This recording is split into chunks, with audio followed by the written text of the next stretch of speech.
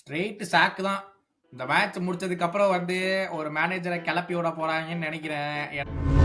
இல்ல இப்ப டீமை மாத்துறேன்னு சொல்லிட்டு ஒரு புது ரீவாம் பண்ணி இங்க இப்ப இந்த மாதிரி அடி வாங்குற சாபி அலோன்சோக்கு இன்னும் டைம் கொடுக்கலாம்னு நினைக்கிறீங்களா?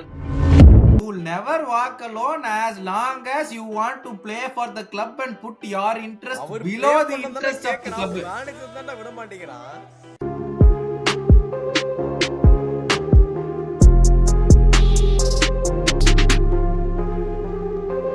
வணக்கம் வெல்கம் டு ஃபுட்பால் பேச்சு.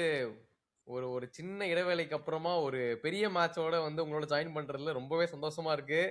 ஏன்னா இந்த சந்தோஷத்துல இந்த வாரம் எனக்கு பெரிய சந்தோஷம் ஒன்று வெயிட்டிங்ல இருக்குதோ எனக்கு ஒன்று தோணுது. நடக்குமா இல்லையான்றது நம்ம ரெவ்யூ எபிசோட்ல பார்ப்போம். பட் அதுக்கு முன்னாடி இந்த ப்ரிவ்யூல முக்கியமான மேட்ச் இந்த வாரத்துக்கு வந்து 2 இருக்குது. ஒன்னு வேற காரணத்துக்காக, ஒன்னு வந்துட்டு உண்மையான ஃபுட்பாலிங் காரணத்துக்காக பார்க்கணும்.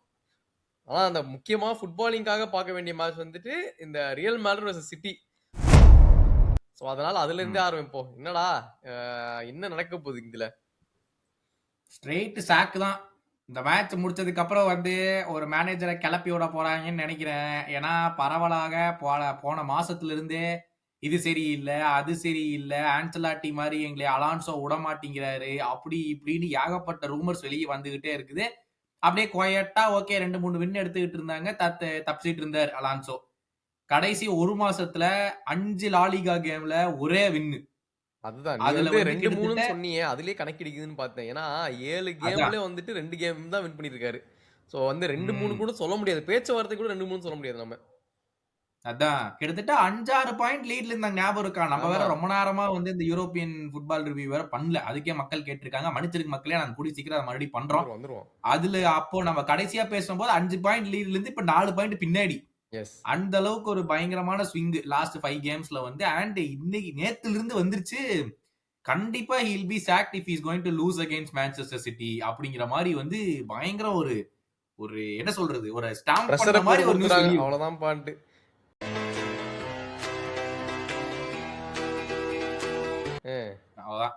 ஆனா அதை எப்படா இப்ப இது ஒரு நியாயமான ஒரு கோரிக்கையாவே இருக்காது. ஏன்னா வந்துட்டு மேன் சிட்டி நல்ல ஃபார்ம்ல இருக்கிறானுங்க. அவங்க வந்து இப்பதான் ஒரு 3 கேம்ஸ் இன் a row ஜெயிச்சிருக்காங்க.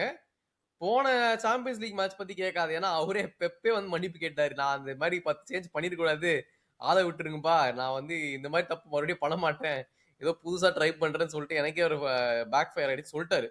அதனால இப்போ வந்து ஸ்ட்ராங் ஸ்குவாட் தான் வைப்பாரு. கண்டிப்பா ஜெயிக்கணும். ஏன்னா இந்த மேட்ச்ன்றது எவ்வளவு முக்கியன்றது அவருக்கும் தெரியும். அதனால வந்து ஒரு ஸ்ட்ராங் ஸ்குவாட் அகேன்ஸ்டா போகும்போது இதுதான் உன்னோட அல்டிமேட்டம்னு வச்சா அது ஒரு ஃபேராவும் இருக்காது. பிளஸ் இப்போ ஓரளவுக்கு டீசெண்டா தான் பெர்ஃபார்ம் பண்ணிட்டு இருக்காங்க. இதுக்கு முன்னாடி நீ அப்படி சொல்ல முடியாதுடா. ரியல் மேட்ரிட் ஹோம்ல ஆடுறாங்கடா. நீ எந்த கிளப் அகைன்ஸ்ட் ரியல் மேட்ரிட் ஹோம்னால Real Madrid will be expected to win. நீ வந்து அவங்க ஆப்போசிஷன் வந்து நல்ல ஸ்ட்ராங்கா வராங்க. 2-0 தோத்து போயிட்டாங்களே. கரெக்ட், அதான் தான் சொல்றேன். see ரியல் மேட்ரிட் பொறுத்த வரைக்கும் you have to win. Basically நீ வந்து என்ன வேணாலும் பண்ணிக்கோ, எந்த பிளேயர் உட்காரவை, எந்த பிளேயர் வேணாலும் விளையாடவை, நீ வந்து கேமை வந்து வின் பண்ணும், அவ்வளவுதான். நீ யாரு எவ்வளவு பெரிய மேனேஜர் வேணா இருந்துக்கோ, எனக்கு அதை பத்தி கவலை இல்லைங்கிற மாதிரி தான் வந்து ரியல் மேட்ரிடோடைய ஒரு ஐடியாலஜி. ஓகேவா? நீ வந்து 7 கேம் நீ சொன்ன 2 வின்ஸ் தான் 7 கேம்ஸ்ல. அப்படிங்கும் போது வந்து ஃபேன்ஸ் வந்து போன கேமுக்கு அப்புறம் பூ பண்ணாங்க.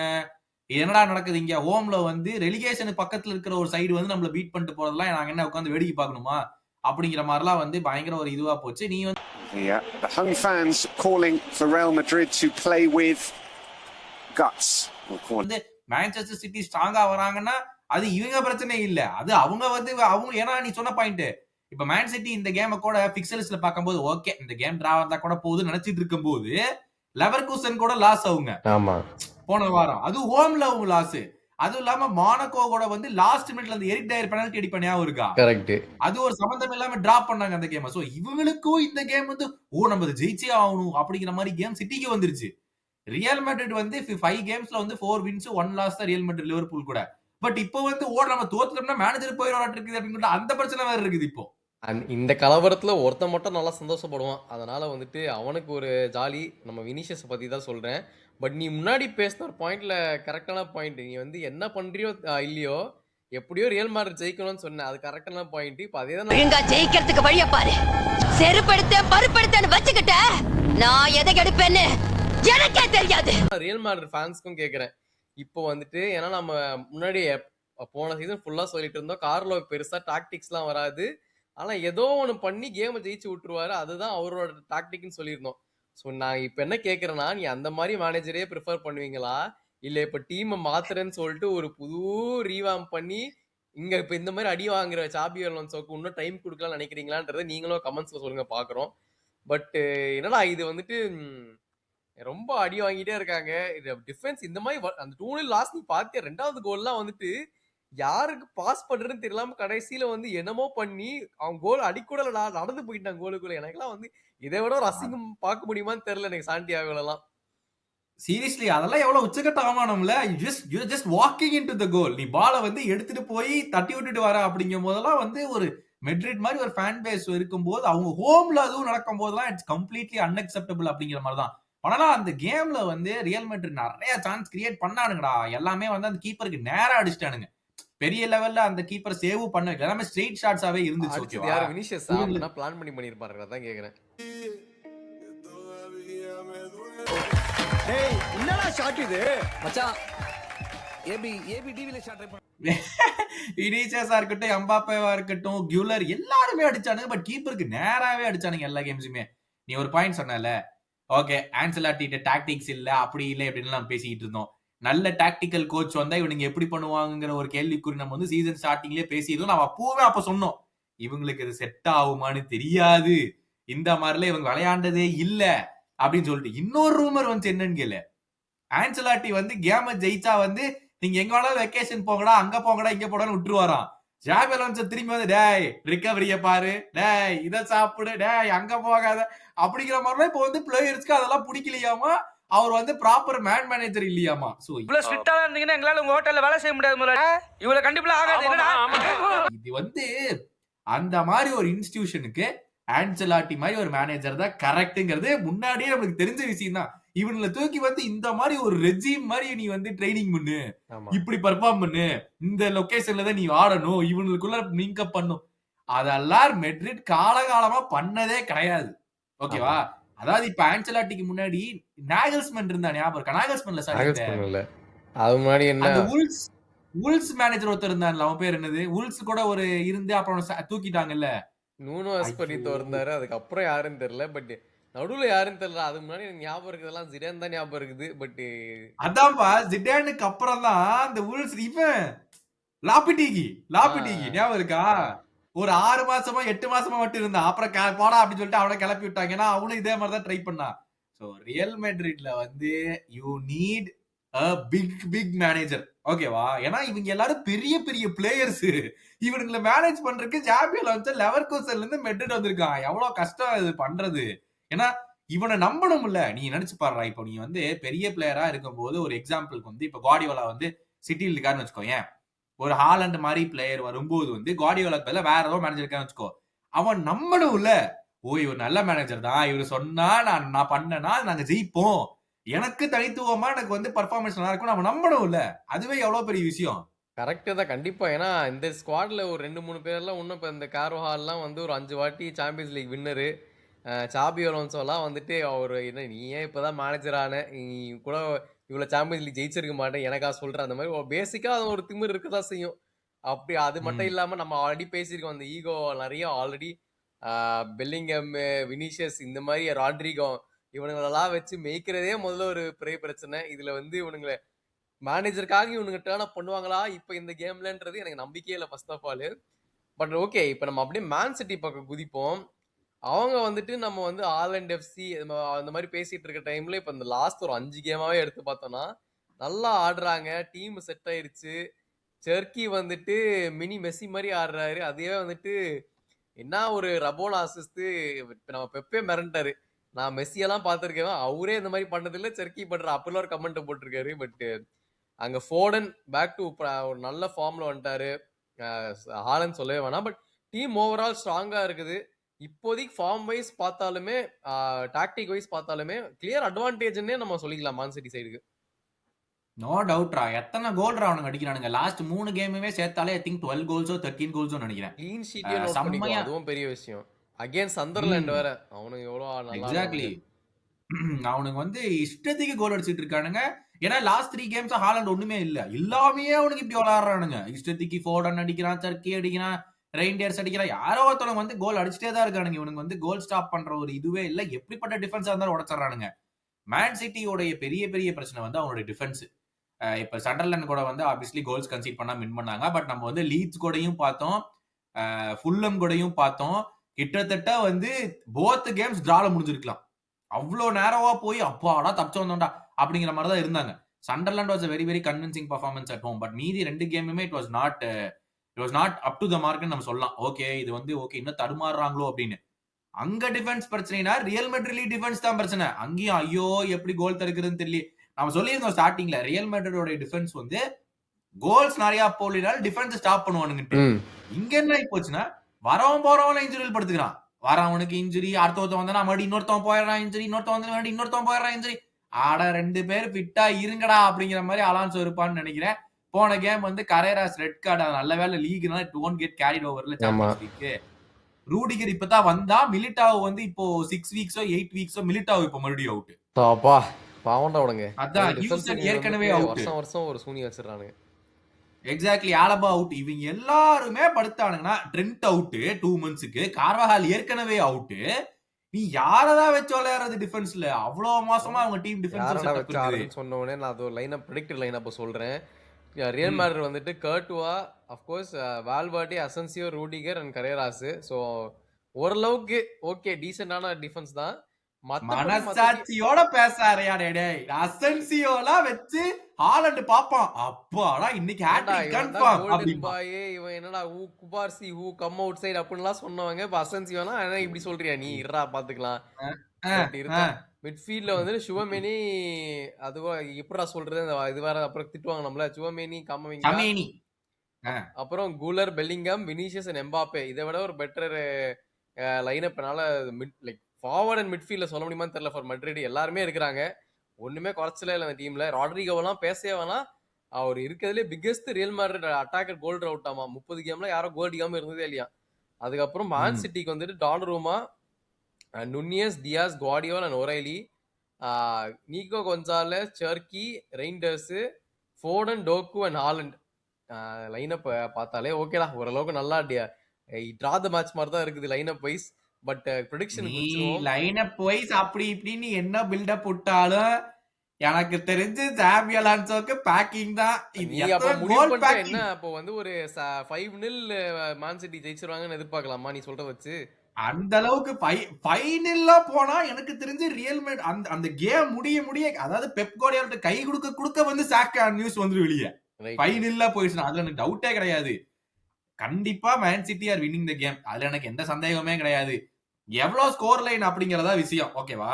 இப்போ வந்து ரியல் மேட்ரிட் வந்து இந்த கேம்ல இருந்து ஏதாச்சும் எடுக்கணும் அப்படின்னா வந்து as long as they can keep it at 0-0, ஓகேவா? அதான் game.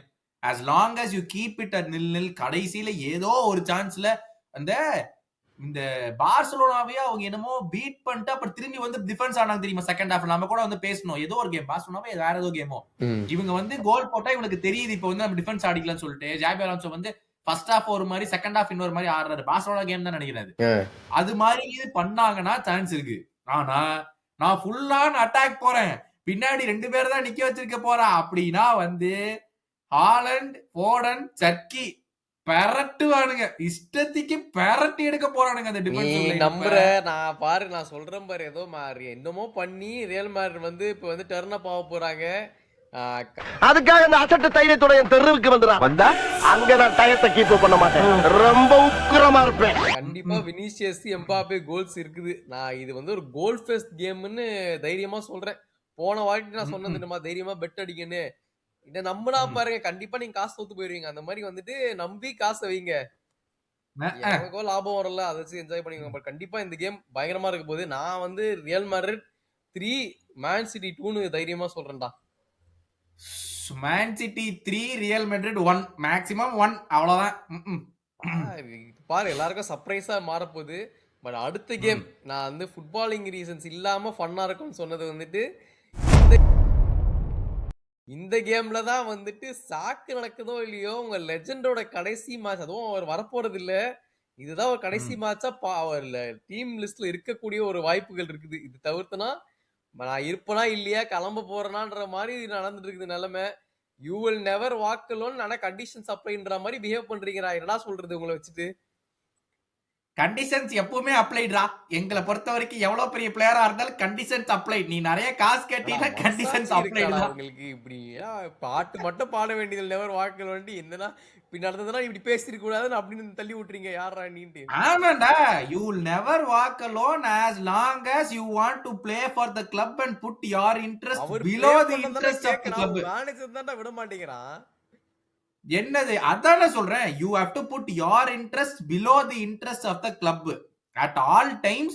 you are under the manager. நீ எவ்வளவு பெரிய பிளேயரா இருந்தாலும் ஐ மீன் இது வந்து லிவர்பூல் ஃபுட்பால் கிளப் வாங்கி கொடுத்தால அப்ப அந்த ட்ரோஃபி அவன்கிட்ட திருப்பி கொடுத்து அனுப்பிச்சிருங்க.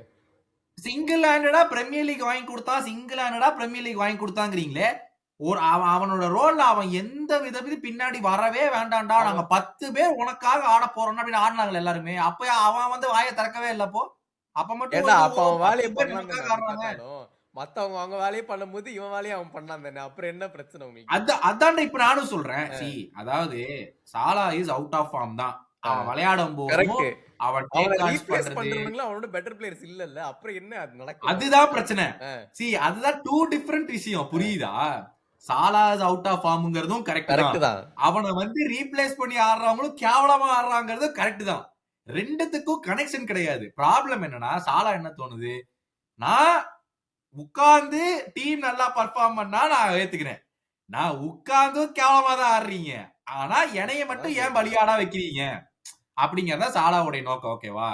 ஆனாலும் என்னவா இருந்தாலும் சாலா என்ன வந்து இன்டர்வியூ சொல்லியிருக்கான், நான் ஸ்லாட்டிட்ட பேச ட்ரை பண்ணேன், எனக்கு எந்த வித ரெஸ்பான்ஸும் வரல, அதனாலதான் இப்ப நான் வெளியே வந்து பேச வேண்டியதாக இருக்கு அப்படிங்கிற மாதிரிதான் வந்து அந்த இன்டர்வியூ சொல்றாங்க. சரி, அது ஏன்னா கிளப்போ எல்லாம் மென்ஷன் பண்ணிருக்காங்க. கிளப் ஒன்னு சொன்னாங்க கான்ட்ராக்ட் எக்ஸ்டென்ஷன் அப்ப அவன் 3 கேம்ல பெஞ்ச்ல உக்காந்ததே இல்ல லிவர்பூல் கேரியர்ல. அதனால இப்போ ஏன்னா போன சீசன் நான் இப்படி ஆடி ஜெயிச்சு கொடுத்தேன் எனக்கு மதிக்க மாட்டேன். ஆப்வியஸ்லி எனக்கு அது தோணதான் செய்யும். ஸோ அதனால வந்து அந்த பேசுறாங்க. பட் இருந்தாலும் பிளேயர்ஸ் இப்படி பேசுறது நானும் வந்து ஒத்துக்க மாட்டேன் தான். கண்டிப்பா அது இப்படியெல்லாம் சொல்ல சொல்றாரு. அவனே சொல்றான், I am not above anyone அப்படின்னு சொல்லிட்டு I've already proved myself to be in the lineup-ங்கறான். whatever you did na last season is history. Basically whatever you did it's already history. இப்போ எப்படி இருக்குன்னா, எவ்வளவு கேவலமா நீ லைனப்ல விளையாண்டினா அவனை உள்ள போட்டுறனா மத்த பிளேயர்ஸ் எல்லாம் என்ன பாப்பானுங்க, என்ன இவங்க எவ்வளவு விளையாண்டாலுமே வந்து லைனப்ல போட்டுறான், அப்ப நான் எதுல ட்ரெய்னிங் பண்ணனும்னு பாப்பாங்க. தான ஃபீல் பண்ணோம். உன் ஆளோட வால்டேர்ல இருந்து டிஃபென்ஸ்ல போய் அவன் சேவ் பண்ணிருக்கான் அந்த கேம்ல. ஆனா அடுத்த கேம் வந்து அவன சப்ஸ்டிட்யூட்டா போடுவீங்க அப்படினு பண்ணுவீங்க நீங்க அவன. ஆமா, இப்ப போகல. இப்ப வந்து நியூஸ் வந்துருச்சு, இன்டர் மிலான் டிராவலுக்கு வந்துட்டு சாலா இல்ல, கேக்போவும் இல்ல, கியசாவும் இல்ல, 3 பேருமே they are not traveling. என்ன லைனப் மேட்ச்ல வந்து இன்னொருத்தர் இருக்க மாட்டாரு. அந்த அவர் வந்துட்டு அந்த மேனேஜரா இருக்க போறாரு. அவரோட பேரை எடுத்துவாங்க. அதான் நான் இப்ப சொல்ல வரேன். ஃபார்ம் வர்ஸ்ட் ஃபார்மா இருக்குது. எந்த நம்பிக்கையில இந்த கேமை வந்து ஜெயிக்கலனா அவர் இன்னும் மேனேஜரா கண்டினியூ பண்ணுவார்னு இருக்காரு. இல்ல நீங்க தான் ஓகேன்றீங்களா? என்னை பொறுத்த வரைக்கும் he will not be sacked. At least until the end of the season, if he doesn't get top 4, he will not be sacked. ஓகேவா? இது வந்து பல விஷயங்கள் இருக்கு. என்னன்னா, ஒரு டைட்டில் வின்னிங் ஸ்குவாட் எல்லாருமே கேக்குறாங்க, எதுக்கு மாத்துறீங்க அப்படின்னு சொல்லி. ஓகேவா? நாங்க விருப்பப்பட்டு மாத்தல, வேற வழி இல்லாம மாத்த வேண்டிய சிச்சுவேஷனால தான் மாத்தணும். ஓகே, ட்ரென்ட்டோ கிளம்புறான்னு சொன்னா, டியாஸோ கிளம்புறான்னு சொன்னா அது மாத்தி தான் ஆகணும், வேற வழி கிடையாது. அவங்களுக்கு ரிப்ளேஸ்மெண்ட்ஸ் வாங்கி தான் ஆகணும். நுனியஸ் வந்துட்டு ஆப்வியஸா ஒர்க் அவுட் ஆகல. 3 years கொடுத்து பார்த்தோம், it definitely did not work. So அவனே சேஞ்ச் பண்ணி தான் ஆகணும் centre forward. And unfortunate passing of Jota. So கிட்டத்தட்ட ஒரு 4 ஸ்டார்டிங் பொசிஷன்ஸையே சேஞ்ச் பண்ணோம். எந்த மேனேஜர்னாலையுமே வந்து ஒரு டைட்டில் வின்னிங் ஸ்குவாட்ல 4 ஸ்டார்டிங் பொசிஷன்ஸ் சேஞ்ச் பண்ணி எல்லாம் வந்து ஜெயிச்சதே கிடையாது. அட்லீஸ்ட் இந்த Premier League as far as I remember. ஒரே சீசன்ல 4 புது பிளேயரை கொண்டு வச்சுட்டு ஸ்டார்டிங் லைனப்ல வந்து எல்லாமே இருக்கணும். ஆனாலும் தட்ஸ் நாட் டு சே திருப்பி அதே ஸ்டார்டிங் லைனப் எடுத்து வச்சுக்கிட்டு ஒர்க் அவுட் ஆகும் நினைச்சிட்டு இருந்தா அவருதான் முட்டாள். அது ஓகேவா? இப்போதைக்கு பிரச்சனை என்னன்னா, லிவர்பூல் ஃபேன்ஸ் பொறுத்த வரைக்கும் சில பேர் நாங்க சாலா பின்னாடி தான் நிப்போம் அப்படிங்கிறாங்க. ஏன்னா அவங்களுக்கும் தெரியும் சாலா கேவலமா தான் ஆடி இருக்கான்னு. ஆனா அவங்களுடைய வருத்தம், ஏண்டா நல்லா விளையாண்ட சாலா உட்காருக்கு தெரிஞ்ச உனக்கு நல்லா விளையாடாத மத்த பிளேயர் எப்படா மேட்சுக்கு மேட்ச் நீ ஸ்டார்ட் பண்ண வைக்கிற அப்படின்னு சொல்லிதான் அவங்களுடைய வருத்தம். எனக்கு வருத்தம்ப்பா, எனக்கு ரொம்ப வருத்தம். ஓகேவா? சோ இப்போதைக்கு வந்து இந்த கேம்ல சாலா இல்ல, இன்னும் ஒரே கேம் தான் இருக்கு, பிரைட்டன். அதுக்கப்புறம் வந்து ஆப்கான் போறாப்ல. டெஃபினட்டா சாலா பேசினால லிவர்பூல் ஃபுட்பால் கிளப் வந்து ஸ்லாட் தூக்க போறது கிடையாது. we have never done that. நாங்க பிளேயரோட பவருக்குலாம் we will never give in. பல வருஷமா அதை பார்த்தாச்சு. ஓகேவா, இது நடக்கவே போறது கிடையாது. இப்ப சாலா உள்ள வந்து ஓகே நான் விளையாட போறேன்னு முடிவு பண்ண போறானா, இல்ல எனக்கும் ஸ்லாட்டுக்கு ஆகாதுப்பா நான் கிளம்புறேன்னு சொல்லிட்டு பண்ண போறானா அப்படிங்கறத வந்து ஜனவரி விண்டோல பாக்கணும். either way slot will not be judged for dropping Shelah. slot will be judged for what happens on the pitch. அது கேவலமா தான் இருக்கு. ஆமா, அது இன்னும் எத்தனை நாள் தாக்கு பிடிக்க போறாருன்னா தெரியாது. அதுதான் நான் சொல்ல வரேன். இது வந்துட்டு இட்ஸ் மென்ட் டு ஹேப் என்னது இது வந்துட்டு உங்களுக்கு நடக்கணும்டா. ஏன்னா சாபி அலோன்சோ உங்களுக்கு ஆடி இருக்கான். அதனால வந்து அங்க வந்து அவர் சாக் ஆயிட்டு அவர் இந்த பக்கம் திருப்பி விட்டு ஸ்லாட் ரியல் மேட்ரிட் காமிச்சு இந்த சுவிட்ச் வந்துட்டு இட்ஸ் மென்ட் டு ஹேப்பன். அதனால இந்த கேம் நீங்க தோத்து போறது நல்லதுதான் சொல்றேன். பொண்டாட்டிய பொண்ணு கேட்டு தோத்து போயிட்டு இது நடந்தா நல்லா இருக்கும். சாலாக்கு ஒரு வாழ்க்கை கிடைக்கும். இது வந்து ஒரு பயங்கரமான ஒரு ஹோம் கமிங்கா இருக்கும் சாபி அலோன்சோக்கு. இது அவனை சாக் பண்ணுங்கிறதுக்காக தோப்போம்லாம் சொல்லவே மாட்டேன் நானு. ஆனா இதை தோத்துருவோம். அவே கேம்ல போய் சாம்பியன்ஸ் லீக்ல நல்லா ஆடின சரித்திரமே கிடையாது. நல்லா ஆடும் போது கூட ஏற்கனவே கேவலமான ஃபார்ம்ல இருக்கோம். இன்டர் வேற அவங்க ஹோம்ல வெறிகுண்டு ஆடுவானுங்க. எங்கனால ஒரு 4 பாஸ் ஒழுங்கா போட்டு போய் ஒரு கோல் போடுறதே ரொம்ப ரொம்ப கஷ்டம். கிரியேஷன்லாம் படுமோசமா இருக்குது. அதெல்லாம் சந்தேகமே இல்லை. இந்த கேம்லாம் கண்டிப்பா டிரா ஆர் லாஸ் முக்கி டிரா பண்ணுவோம், இல்ல ஈஸியா தோப்போம். அதான் நடக்க போகுது. எனக்கு கலாய்க்க கூட தோண மாட்டேங்குது. ஏன்னா இதெல்லாம் உண்மைடா. இது நீ வந்து நீ சும்மா பேண்டர் பண்றேன்னு சொன்னா கூட ஒத்துக்கலாம். இதுதான் உண்மை. இதான் நடக்க போகுது. சரி பாப்போம் என்ன நடக்குதுன்ட்டு. உன் ப்ரெடிக்ஷன் என்ன சொல்லிரு? Inter versus Liverpool without the Salah. Liverpool 0 Inter 2. கிட்டத்தட்ட எனக்கும் அதான் தோணுது. 2-0 விக்டரி தான் டு இன்டர். பட் பாப்போம். மற்றபடி உங்களோட தாட்ஸ் என்னன்றது கமெண்ட்ஸ்ல போடுங்க. லைக் ஷேர் ஹைப் எல்லாத்தையும் பண்ணிருங்க. முடிச்சுட்டு ரெவ்யூ வீடியோல வந்துட்டு இன்னும் பயங்கரமா நாங்க பார்த்து எல்லாத்தையும் ஆராய்ச்சி எல்லா மேட்ச் பத்தியும் பேசுவோம். ஸோ மறக்காம அதுல ஜாயின் பண்ணுங்க.